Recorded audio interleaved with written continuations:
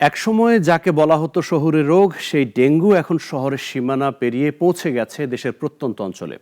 এবছর এখন পর্যন্ত ডেঙ্গুতে আক্রান্ত রোগীদের প্রায় ৮০% ঢাকার বাইরের, অর্থাৎ গ্রাম ও মফস্বল এলাকায়। অথচ মশা নিয়ন্ত্রণে সরকারের প্রায় সব পরিকল্পনায় রাজধানী ঢাকা ও অন্যান্য নগর ঘিরে। সরকারি পরিসংখ্যান বলছে মাত্র কয়েক বছরের ব্যবধানে গ্রামীণ এলাকায় ডেঙ্গুর বিস্তার 5 গুণ বেড়েছে।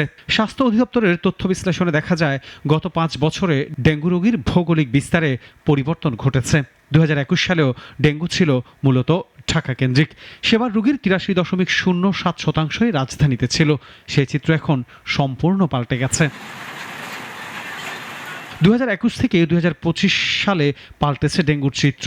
ধারাবাহিকভাবে ঢাকার বাইরে বাড়তে থাকা ডেঙ্গু 2024 সালে ঢাকায় 39.30% এবং ঢাকার বাইরে শনাক্ত হয় 60.70%। চলতি বছরের 1 জানুয়ারি থেকে এখন পর্যন্ত দেশে ডেঙ্গুতে আক্রান্ত হয়েছেন প্রায় 11,000। এর মধ্যে 78.30% রোগী রাজধানী ঢাকার বাইরে। কীটতত্ত্ববিদরা বলছেন, ডেঙ্গু প্রতিরোধ ও নিয়ন্ত্রণে সরকারি পরিকল্পনা ও মনোযোগ এখনও ঢাকা কেন্দ্রিক রয়ে গেছে। আমরা জানতাম ডেঙ্গু শহরের রোগ, শহরেই ডেঙ্গু হতো, কিন্তু এখন সেই পরিস্থিতিটা আর নেই। ডেঙ্গু এখন বিস্তৃত হয়েছে জেলা শহর থেকে উপজেলা শহর, উপজেলা শহর থেকে গ্রামেও।